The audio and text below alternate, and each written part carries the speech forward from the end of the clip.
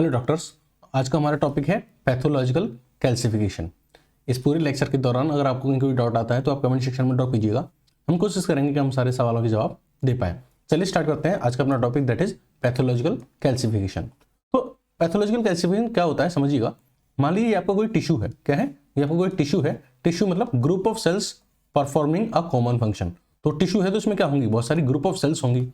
तो अगर इस टिश्यू के अंदर अगर कैल्शियम का डिपोजिशन देखने को मिलता है, या तो सेल्स के अंदर या सेल्स के बाहर, इस या तो सेल के अंदर यानी इंट्रासेल्युलर स्पेस में, या फिर सेल्स के बाहर यानी कि एक्स्ट्रा सेलुलर स्पेस में, तो कहीं भी अगर आपको कैल्शियम का एबनॉर्मल डिपोजिशन देखने को मिलता है, एबनॉर्मल एक्यूमुलेशन देखने को मिलता है कैल्शियम का टिश्यू के अंदर, सेल्स के अंदर या सेल्स के बाहर, इसको हम क्या बोलते हैं, पैथोलॉजिकल कैल्सिफिकेशन बोलते हैं। पैथोलॉजिकल कैल्सिफिकेशन को समझने से पहले हम कैल्शियम के बारे में जान लेते हैं कि कैल्शियम क्या होता है, कितने अमाउंट में प्रेजेंट होता है, कहाँ कहाँ प्रेजेंट होता है, एंड इसका होम्योस्टेसिस क्या है, कैसे मेंटेन रहता है ये हमारी बॉडी के अंदर। ठीक है, तो चलिए बात करते हैं कैल्शियम के बारे में। तो कैल्शियम एक मिनरल है, ठीक है, जो कि एज अ साल्ट के फॉर्म में रहता है। कहाँ, मेनली आपकी बोन्स और टीथ के अंदर। तो कैल्शियम मेनली कैल्शियम साल्ट के फॉर्म में रहता है आपकी बोन्स और टीथ के अंदर। कैल्शियम कुछ प्रोटीन से भी बाउंडेड रहता है, और जब ये प्रोटीन से बाउंडेड रहता है तो ये स्मॉल आयनिक कॉम्प्लेक्सेस बनाता है। अगर आपकी पूरी बॉडी के कैल्शियम की बात करें तो लेस देन 1% जो आपका कैल्शियम रहता है वो आयनिक फॉर्म में रहता है, इस तरीके से, यानी Ca+2 की फॉर्म में जो रहेगा वो लेस देन कैसा रहेगा, लेस देन 1% रहेगा। रिमेनिंग जो आपका जो कैल्शियम है 99%, वो या तो कैल्शियम साल्ट की फॉर्म में बोन्स एंड टीथ से बाउंडेड रहेगा, या फिर वो प्रोटीन से बाउंडेड रहेगा in the form of small ionic complexes. अगर मैं अपनी बॉडी के पूरे कैल्शियम की बात करूं, टोटल कैल्शियम की बात करूं, तो टोटल कैल्शियम का जो 99% हिस्सा जो होता है वो एक्स्ट्रा सेलुलर फ्लूइड में रहता है, यानी कैल्शियम मेनली सेल्स के बाहर ही रहता है। अगर ये मान लीजिए कोई सेल है, टिश्यू है, और टिश्यू में एक सेल्स है, ठीक है, तो आपको देखने को मिलेगा कि 99% जो कैल्शियम है वो सेल के बाहर मिलता है। अगर मैं कंपैरिजन करूं एक्स्ट्रा सेलुलर फ्लूइड की कैल्शियम की और इंट्रा सेलुलर फ्लूइड की कैल्शियम की, तो बाहर रहेगा 99% और अंदर दिखेगा 1%। ओके, तो बॉडी के टोटल कैल्शियम का 99% तो रहता है एक्स्ट्रा सेलुलर फ्लूइड में यानी सेल्स के बाहर, और 1% रहता है इंट्रा सेलुलर फ्लूइड में यानी सेल्स के अंदर।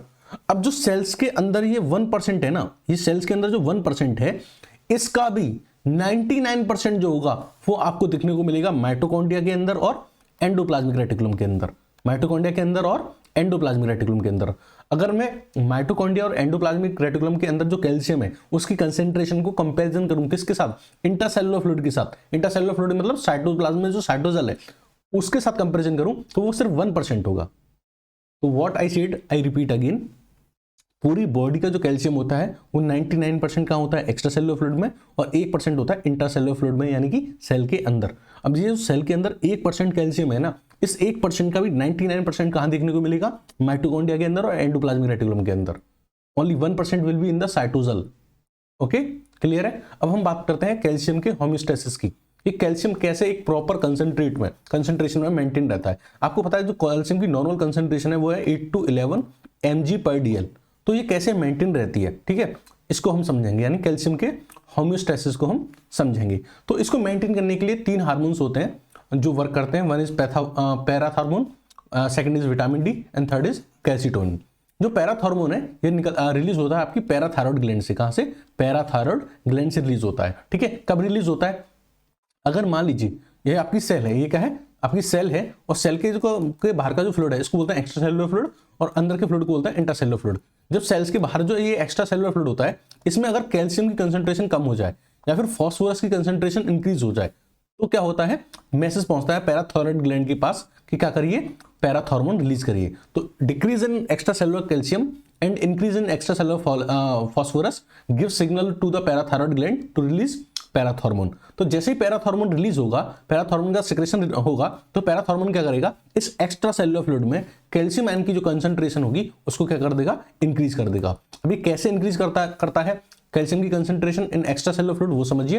ये क्या करता है, बोन्स का डिसोल्यूशन करा देता है। क्या करा देता है, बोन्स का डिसोल्यूशन करा देता है। यानी मान लीजिए ये बोन्स है, तो बोन्स में जो कैल्शियम होता है उनको डिसॉल्व करके, बोन्स को डिसॉल्व करके उस कैल्शियम को कहां भेजता रहता है, ब्लड में भेजता रहता है, और ब्लड से ये कहां पहुंच जाता है, फिर एक्स्ट्रा सेलुलर फ्लूइड में पहुंच जाता है। तो एक तो ये काम करता है कि बोन्स का डिसोल्यूशन करता है और वहां से कैल्शियम का ट्रांसपोर्टेशन कराता है। सेकंड इज ये इंटेस्टाइन से कैल्शियम का एब्जॉर्प्शन क्या कर देता है, इंक्रीज कर देता है। ठीक है, इंटेस्टाइन से कैल्शियम का एब्जॉर्प्शन इंक्रीज कर देता है। थर्ड इज ये क्या करता है, increase absorption from kidney. Calcium का एब्जॉर्प्शन कहां से इंक्रीज कर देता है, किडनी से इंक्रीज कर देता है। तो आपने क्या देखा था कि जो कैल्शियम का कंसंट्रेशन एक्स्ट्रा सेलुलर फ्लूइड में कम हो गया था, वो इन तीन प्रोसेस के थ्रू वापस क्या हो गया, इंक्रीज हो गया। और जो फास्फोरस इंक्रीज हो गई थी, उस फास्फोरस को क्या कर देगा, एक्सक्रिएशन करवा देगा, किसके थ्रू, किडनी के through, with the help of urine. ठीक है, तो ये तो हमने समझा किसके बारे में, पैराथॉर्मोन के बारे में, कि पैराथॉर्मोन कैसे डिक्रीज्ड अमाउंट ऑफ कैल्शियम को क्या करता है, वापस इंक्रीज करता है। अब हम बात करते हैं विटामिन डी का क्या रोल होता है। देखो, जैसे ही इस सेम रिपीट करूंगा मैं, जैसे ही इस एक्स्ट्रा सेलुलर फ्लूइड में कैल्शियम आयन की क्या होगी, डिक्रीजमेंट होगी, कैल्शियम आयन की डिक्रीजमेंट होगी। जैसे एक्स्ट्रा सेलुलर फ्लूइड में कैल्शियम डिक्रीज होता है, तो आपको पता है क्या होता है, पैराथायरॉइड ग्लैंड को मैसेज पहुंचता है। वो पैराथायरॉइड ग्लैंड क्या करती है, एक हार्मोन रिलीज करते हैं जिसको क्या बोलते हैं, पैराथॉर्मोन। ये पैराथॉर्मोन एक और काम करता है, ये क्या करता है, विटामिन डी का फॉर्मेशन कराता है। क्या कराता है, विटामिन डी का फॉर्मेशन कराता है। और जो विटामिन डी होती है, ये कैल्शियम का एब्जॉर्प्शन कराती है। क्या कराती है, कैल्शियम का एब्जॉर्प्शन कराती है। कहां से, इंटेस्टाइन से। तो विटामिन डी क्या करती है, कैल्शियम का एब्जॉर्प्शन कराती है। कहां से, इंटेस्टाइन से। और इंटेस्टाइन से एब्जॉर्प्शन करा के वो कहां जाएगा, ब्लड में जाएगा। और ब्लड से फिर वो कहां चला जाएगा, एक्स्ट्रा सेलुलर फ्लूइड में चला जाएगा। तो इस तरीके से जो एक्स्ट्रा सेलुलर फ्लूइड में कैल्शियम कम हो गया था, वो वापस कैसे क्या हो जाएगा, वापस इंक्रीज हो जाएगा। ठीक है, तो ये तो हमने वो केस डिस्कस किए थे जिसमें कैल्शियम का कंसंट्रेशन कम हो रहा था in the extra cellular fluid. अब हम बात करते हैं, ये वाली सेल है और ये एक्स्ट्रा सेलुलर फ्लूइड है, और इसमें कैल्शियम की कंसंट्रेशन अब ज्यादा हो रही है। कैल्शियम की कंसंट्रेशन क्या हो रही है, ज्यादा हो रही है। तो अगर कैल्शियम की कंसंट्रेशन ज्यादा होती है एक्स्ट्रा सेलुलर फ्लूइड में, तो एक हार्मोन रिलीज होता है जिसको बोलते हैं कैल्सीटोनिन। क्या बोलते हैं, कैल्सीटोनिन। और ये कहां से रिलीज होता है, ये रिलीज होता है थायराइड ग्लैंड से। कहां से, थायराइड ग्लैंड से। इसको हम थायरोकैल्सीटोनिन भी बोलते हैं। तो थायराइड ग्लैंड से क्या रिलीज होता है, कैल्सीटोनिन रिलीज होता है। ये कैल्सीटोनिन क्या करता है, इस इंक्रीज्ड कैल्शियम को, इस इंक्रीज कैल्शियम को क्या कर देता है, डिक्रीज कर देता है। कैसे डिक्रीज करता है, ये कैसे डिक्रीज करता है, ये इस पैराथॉर्मोन के एंटागोनिस्टिकली वर्क करता है। क्या करता है, एंटागोनिस्टिकली वर्क करता है। तो ये क्या करता है, एंटागोनिस्टिक है। किसके, एंटागोनिस्टिक है, किसके, इस पैराथॉर्मोन के। ये पैराथॉर्मोन का क्या करवा रहा था, ये बोन्स का डिसोल्यूशन करवा रहा था। क्या करवा रहा था, बोन्स का डिसोल्यूशन करवा रहा था। यानी बोन्स से ब्लड कहां भेज रहा था, ब्लड में। ये जो कैल्सीटोनिन है, ये उल्टा करेगा, इसका रिवर्स काम करेगा। ब्लड का जो कैल्शियम है, ब्लड का कैल्शियम है, उसको वापस डिपॉजिट करवाएगा किसमें, बोन्स पे। वापस किस पर डिपॉजिट करवाएगा, बोन्स पे। तो कैल्सीटोनिन क्या कर रहा है, पैराथॉर्मोन का उल्टा काम कर रहा है। पैराथॉर्मोन क्या कर रहा था, बोन्स को डिसॉल्व करके कैल्शियम निकाल के ब्लड में डाल रहा था। कैल्सीटोनिन उल्टा करेगा, ब्लड का जो कैल्शियम है उसको वापस डिपॉजिट करवा देगा किस पे, बोन्स पे। तो इस तरीके से क्या कर देगा, ये जो एक्स्ट्रा सेलुलर फ्लूइड में जो कैल्शियम है उसकी कंसंट्रेशन को क्या कर देगा, डिक्रीज कर देगा। ओके, इतना क्लियर है आपको, इतना क्लियर है। चलिए, ये तो हमने बात करी थी नॉर्मल कैल्शियम को कैसे मेंटेन कर रखा जाता है। नॉर्मली कैल्शियम को कैसे मेंटेन रखा जाता है, नॉर्मल कैल्शियम का जो लेवल है 8 to 11 mg/dl, उसको कैसे मेंटेन रखा जाता है। अब हम आते हैं अपने असली मुद्दे पे, जो था पैथोलॉजिकल कैल्सिफिकेशन, कि कैसे टिश्यूज के अंदर कैल्शियम जो होता है वो डिपॉजिट रहता है, डिपॉजिट हो जाता है। अब कैल्शियम डिपॉजिट हो रहा है टिश्यू के अंदर, यानी कहीं ना कहीं ये जो होम्योस्टेसिस था कैल्शियम का, इसका फेलियर हो रहा है, कि ये तो मेंटेन करके रखता था। तो इसके फेलियर की वजह से क्या होता है कि कभी कभी टिश्यूज में कैल्शियम का डिपॉजिट होना स्टार्ट हो जाते हैं, कैल्शियम डिपॉजिट होना स्टार्ट हो जाता है। अब किस टिश्यूज की बात कर रहे हैं, tissues other than bones and enamel, क्योंकि बोन्स और एनेमल में तो आपको देखने को मिलता है कि कैल्शियम का डिपोजिशन होता ही है ताकि वो बोन्स और ज्यादा स्ट्रॉन्गर बने, एनेमल और ज्यादा स्ट्रॉन्गर बने। लेकिन अगर हम बात करें उन टिश्यूज में other than bones and enamel में, अगर आपको एबनॉर्मली कैल्शियम का डिपोजिशन देखने को मिलता है तो हम इसको पैथोलॉजिकल कैल्सिफिकेशन बोलते हैं। ये दो तरह का होता है, one is dystrophic calcification and other is metastatic calcification. देखो दोनों में अंतर भी समझते जाइएगा आप साथ के साथ। जो डिस्ट्रॉफिक कैल्सिफिकेशन होता है ये डेड एंड डीजेनरेटिव टिश्यू में होता है। डेड टिश्यू या डीजेनरेटिव टिश्यू यानी वो जो टिश्यू जो ओल्ड हो चुके हैं, तो डेड एंड डीजेनरेटिव टिश्यू में देखने को मिलता है डिस्ट्रॉफिक कैल्सिफिकेशन। वहीं अगर आपको देखने को बात करें जो नॉर्मल टिश्यू है, जो लिविंग टिश्यू है, कैसा है, नॉर्मल है और लिविंग टिश्यू है, तो नॉर्मल और लिविंग टिश्यू में आपको देखने को मिलता है metastatic calcification. Are you clear? Dystrophic calcification कहां देखने को मिलेगा, डेड एंड डीजेनरेटिव टिश्यू में, यानी डेड एंड ओल्ड टिश्यूज में, जबकि मेटास्टैटिक कैल्सिफिकेशन आपको देखने को मिलेगा नॉर्मल टिश्यू में। जो डिस्ट्रॉफिक कैल्सिफिकेशन है उसका जो रीजन है, कैल्शियम डिपॉजिट होने का रीजन जो है वो ये है कि जो टिश्यू था वो डेड हो चुका है और डेड टिश्यू से कैल्शियम का मोबिलाइजेशन नहीं हो पा रहा है, यानी वो जो कैल्शियम था वो उस टिश्यू में ही क्या हो गया है, एक्यूमुलेट हो गया है। तो इस केस में डिस्ट्रॉफिक कैल्सिफिकेशन के केस में जो ब्लड का जो कैल्शियम लेवल होता है वो तो नॉर्मल रहता है, यानी ब्लड के अंदर कैल्शियम का लेवल जो होता है वो तो नॉर्मल रहता है 8 to 11, बट फिर भी टिश्यू के अंदर कैल्शियम का एक्यूमुलेशन हो रहा है। रीजन इज दैट कि जो टिश्यू था वो डेड हो चुका है या डीजनरेट हो चुका है, उससे कैल्शियम का मोबिलाइजेशन नहीं हो पा रहा है। ठीक है, तो मोबिलाइजेशन नहीं हो पा रहा है तो वो जो कैल्शियम है वो वहीं डिपॉजिट होता जा रहा है। ठीक है, बट मेटास्टैटिक कैल्सिफिकेशन के बारे में बात करूं तो यहाँ टिश्यू लिविंग होता है और यहाँ पे ब्लड कैल्शियम हमने देखा एलिवेटेड देखने को मिलता है, यानी कैल्शियम की कंसंट्रेशन 11 mg/dl से ज्यादा देखने को मिलती है। तो यहाँ पे जो कॉज है, यहाँ पे जो रीजन है कैल्शियम के एक्यूमुलेशन का, वो ये है कि ब्लड के अंदर कैल्शियम का लेवल ज्यादा हो गया। तो आपको पता है कि अगर ब्लड के अंदर कैल्शियम का लेवल ज्यादा होगा तो एक्स्ट्रा सेलुलर फ्लूइड में भी कैल्शियम का लेवल जो होगा वो क्या होगा, ज्यादा होगा, क्योंकि ब्लड ट्रांसपोर्ट करता है सारी चीजें एक्स्ट्रा सेलुलर फ्लूइड को या फिर टिश्यू फ्लूइड को। इसी को हम टिश्यू फ्लूइड बोलते हैं, है ना। एक्स्ट्रा सेलुलर फ्लूइड को हम क्या बोलते हैं, टिश्यू फ्लूइड बोलते हैं। तो हमने देखा एक बेसिक डिफरेंसेस समझे। डिस्ट्रोफिक कैल्सिफिकेशन कहाँ होगा, डेड एंड डीजनरेटेड टिश्यू में। मेटास्टैटिक कहाँ होगा, नॉर्मल टिश्यू में। डिस्ट्रोफिक कैल्सिफिकेशन में ब्लड का जो लेवल होता है, ब्लड के अंदर जो कैल्शियम का लेवल होता है वो नॉर्मल रहता है 8 to 11 mg/dl, but metastatic calcification के केस में ब्लड का में जो कैल्शियम का लेवल होता है वो एलिवेटेड पाया जाता है, मोर देन 11 mg/dl पाया जाता है। कॉज की बात करें डिस्ट्रोफिक कैल्सिफिकेशन में तो डेड होना टिश्यू का या डिजनरेट होना, ओल्ड होना, जिसकी वजह से इमोबिलाइजेशन नहीं हो पाता है और कैल्शियम वहाँ डिपॉजिट रह जाता है। लेकिन अगर मेटास्टैटिक केस की केस में डिस्कस करें तो एलिवेटेड, ब्लड के अंदर कैल्शियम का लेवल ज्यादा था इसलिए टिश्यू के पास कैल्शियम का लेवल ज्यादा हो गया। ठीक है, दो एग्जांपल समझते हैं। पहले हम एग्जांपल लेंगे डिस्ट्रोफिक कैल्सिफिकेशन के, उसके बाद हम मेटास्टैटिक पाएंगे। तो अब हम बात करते हैं एग्जांपल ऑफ डिस्ट्रोफिक कैल्सिफिकेशन। तो एरिया ऑफ नेक्रोसिस, वो एरिया जहां पे नेक्रोसिस हुई है यानी टिश्यू की डेथ हुई है, टिश्यू की डेथ हुई है या फिर सेल की डेथ हुई है, तो जहां टिश्यू या सेल की डेथ होती है उसके आसपास क्या हो जाता है, कैल्शियम का डिपोजिशन स्टार्ट हो जाता है, तो उसको हम क्या बोलते हैं, डिस्ट्रोफिक कैल्सिफिकेशन। नेक्स्ट हमें देखने को मिलेगा टीबी के केस में। टीबी के केस में जो बैक्टीरिया वगैरह होते हैं या जो जब सेल से फाइट करते हैं तो बैक्टीरिया की भी डेथ होती है, सेल्स की भी डेथ होती है, तो dead bacteria and dead cells के अराउंड कैल्शियम का डिपोजिशन देखने को मिलता है। ठीक है, next is dead parasites. Dead parasites में भी आपको देखने को मिलता है। अगर आपने सुना हो तो पत्ता गोभी के बारे में, दैट इज कैबेज, ठीक है, उसको खाने से कभी कभी ब्रेन में एक पैरासाइट चला जाता है। ठीक है, वो पैरासाइट ब्रेन में उसकी डेथ हो जाती है और वो उसके अराउंड क्या होता है, कैल्सिफिकेशन हो जाता है, कैल्शियम डिपॉजिट हो जाता है। ठीक है, और हम देखते हैं एथेरोमास में, यानी कि कभी कभी जो कोलेस्ट्रॉल रिलीजिंग सेल्स होती हैं, कभी कभी क्या होता है कुछ सेल्स पे कोलेस्ट्रॉल का डिपोजिशन हो जाता है। कुछ सेल्स के अंदर जो कोलेस्ट्रॉल जब बहुत ज्यादा जमा हो जाता है तो वो सेल्स क्या करती हैं, फिर अपने आप को किल करने लगती हैं। उसको हम एथेरोमास बोलते हैं, कोलेस्ट्रॉल किलिंग सेल्स। कोलेस्ट्रॉल की वजह से क्या हो रही है, सेल्स की डेथ हो रही है। तो उस केस में वो जो सेल्स होती हैं वो अपने अराउंड क्या जमा कर लेती हैं, कैल्शियम जमा कर लेती हैं, जिसको बोलते हैं dystrophic calcification. Next is Monckeberg sclerosis.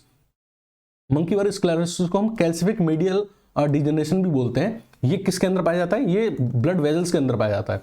और ब्लड वेजल्स में अगर आप देखें तो ट्यूनिका मीडिया वाली जो लेयर होती है, तो ब्लड वेजल्स में 3 लेयर होती है। क्या होती है, 3 लेयर होती है, 3 लेयर होती है। ठीक है, ये जो होती है इसको बोलते हैं ट्यूनिका एक्सटर्ना, बीच वाली जो होती है इसको बोलते हैं ट्यूनिका मीडिया, जो अंदर वाली होती है इसको बोलते हैं ट्यूनिका इंटरना। तो ये जो हमें डिसीज देखने को मिलेगी that is Monckeberg sclerosis, ये हमको कहां देखने को मिलेगी, ट्यूनिका मीडिया, यानी ये वाली जो लेयर, बीच वाली लेयर जो है, इसमें क्या हो रहा है, कैल्शियम का डिपोजिशन हो रहा है। कैल्शियम का क्या हो रहा है, डिपोजिशन हो रहा है, तो उसको बोलते हैं मंकी बर्ग स्क्लेरोसिस। ठीक है, और ये हमें जब इसका कैल्शियम का डिपोजिशन होगा इस टीन मीडिया में, तो हमें वो किस तरह का दिखेगा, जब हम H&E स्टीन का यूज करेंगे, मेटॉक्सिलिन और इओसिन डाई का यूज करेंगे, तो ये हमें कैसा देखने को मिलेगा, ये हमें ब्लू इन कलर को देखने को मिलेगा। जो कैल्शियम होगा वो ब्लू कलर का देखने को मिलेगा। रीजन क्या है, क्यों जमा हो रहा है, सिंपल है, कोई भी डिसीज नहीं है, ये ओल्ड एज की वजह से होता है, तो it is old age degeneration. तो मंकी बर्ग स्क्लेरोसिस आपको क्यों देखने को मिलती है, it is due to old age. ठीक है, नेक्स्ट आप देखते हैं कि जो कैल्सिफिकेशन हमें हार्ट की वॉल्स में भी देखने को मिलता है, लाइक ऑर्टिक वॉल्स में देखने को मिलता है, इसको हम बोलते हैं कैल्सिफिक ऑर्टिक स्टीनोसिस। स्टीनोसिस मतलब नैरोइंग। तो आप अगर यहाँ एप्रिशिएट कर पा रहे होंगे तो ये मिट्रल स्टीनोसिस है, यानी आपकी जो मिट्रल वॉल्व है उसके अंदर आपको यहाँ कैल्शियम का डिपोजिशन देखने को मिल रहा है। ये आप देख रहे हैं क्या है, कैल्शियम का डिपोजिशन है इन द मिट्रल वॉल्व। तो आपको कभी कभी हार्ट की जो वॉल्व्स होती हैं उनके अंदर भी कैल्सिफिकेशन देखने को मिलता है। ठीक है, और ये भी किसकी वजह से होता है, ओल्ड एज की वजह से। किसकी वजह से, ओल्ड एज की वजह से होता है। ठीक है, चलिए ये तो हमने डिस्कस किए थे किसके बारे में, डिस्ट्रोफिक कैल्सिफिकेशन के एग्जांपल। अब हम बात करते हैं मेटास्टैटिक कैल्सिफिकेशन के बारे में। तो जो मेटास्टैटिक कैल्सिफिकेशन होती है, यहां आपको जो सबसे मेटास्टैटिक कैल्सिफिकेशन में जो मोस्ट कॉमनली अफेक्टेड ऑर्गन होता है वो होता है लंग्स। देखो मेटास्टैटिक कैल्सिफिकेशन में क्या हो रहा है कि ब्लड में कैल्शियम का लेवल ज्यादा है, इसकी वजह से मेटास्टैटिक कैल्सिफिकेशन हो रही है। और आपको पता है कि ब्लड जो होता है वो through out the body flow होता है, तो चांसेस ये हैं कि बॉडी के बहुत सारे ऑर्गन्स जो होंगे वो इससे अफेक्टेड होंगे। तो क्योंकि ब्लड के अंदर कैल्शियम मूव कर रहा है और ब्लड हर जगह जा रहा है, तो वाइडली स्प्रेड आउट पॉसिबिलिटी है इसकी, ठीक है। इसलिए हम इसको बोलते हैं मेटास्टैटिक। क्या बोलते हैं? इसलिए हम इसको क्या बोलते हैं? मेटास्टैटिक बोलते हैं। अब ये जो मेटास्टैटिक कैल्सिफिकेशन है ये हमें किस केसेस में देखने को मिलेगा? तो या तो पर्सन के अंदर हाइपर पैराथायरॉयडिज्म है। हाइपर पैराथायरॉयडिज्म का मतलब ये है कि उसके अंदर पैराथॉर्मोन का रिलीज ज्यादा हो रहा है, और अगर उसके अंदर पैराथॉर्मोन का रिलीज ज्यादा हो रहा है तो वो क्या करेगा? ज्यादा से ज्यादा बोन्स का डिसोल्यूशन कराएगा। ज्यादा से ज्यादा बोन्स का डिसोल्यूशन कराएगा तो ज्यादा से ज्यादा कैल्शियम बोन से निकलेगा, और वो जितना ज्यादा कैल्शियम ब्लड बोन से निकल रहा है ये कहाँ जाएगा? ब्लड में जाएगा, और ब्लड के थ्रू ये कहाँ जाएगा? एक्स्ट्रा सेलुलर फ्लूइड में जाएगा। तो एक तो increase in concentration of parathormone, that is hyper parathyroidism, उसके केस में इंक्रीज कैल्शियम देखने को मिलता है ब्लड में। दूसरा, कुछ कैंसर्स होते हैं जैसे रीनल सेल कार्सिनोमा और ब्रेस्ट कैंसर, इन दोनों के केस में ब्लड में कैल्शियम का अमाउंट ज्यादा देखने को मिलता है, तो ये कॉज कर सकते हैं मेटास्टैटिक कैल्सिफिकेशन।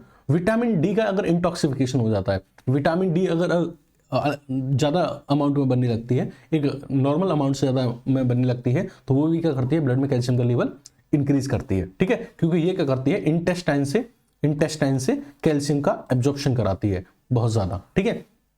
एक डिसीज है जिसको बोलते हैं मल्टीपल माइलोमा। इसमें क्या होता है? बोन्स का लाइसिस होता है। इसमें भी सेम क्या होता है? बोन्स का लाइसिस होता है, और ये भी क्या करती है? ब्लड में कैल्शियम का लेवल बढ़ाती है। इससे भी मेटास्टैटिक कैल्सिफिकेशन हो सकता है। एक है डिसीज सार्कोइडोसिस, जिसमें क्या होती है? विटामिन डी की जो होती है वो एक्सेस हो जाती है, और इसमें विटामिन डी फिर क्या करती है?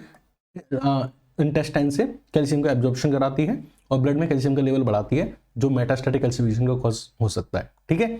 तो हमने डिस्कस किया था किसके बारे में? कैल्सिफिकेशन के बारे में। अब हम कैल्शियम के स्टेन्स के बारे में बता करते हैं कि कैसे अगर किसी टिश्यू में कैल्शियम है तो उसको स्टेन करके, उसको डाई करके हम कैल्शियम को उसमें आइडेंटिफाई कर सकते हैं, फाइंड आउट कर सकते हैं। तो जो स्टेन यूज होता है कैल्शियम के वो है वोन कोसा। वोन कोसा जो होता है वो ये आपको ब्लड, जब भी आप टिश्यू को लेंगे जिसके अंदर कैल्शियम का डिपोजिशन है, उसमें अगर आप वोन कोसा डालेंगे तो ये क्या देगा? आपको ब्लैक कलर दिखाएगा। जहां जहां कैल्शियम डिपॉजिट है वहां आपको कैसे कैसे कलर दिखाएगा? ब्लैक कलर दिखाएगा। तो हमें ब्लैक कलर आप अप्रिशिएट कर सकते हैं, ठीक है। नेक्स्ट जो डाई यूज होती है वो है एलिजरिन रेड एस। एलिजरिन रेड एस का जैसे इसके नाम में लिखा है तो क्या देगी?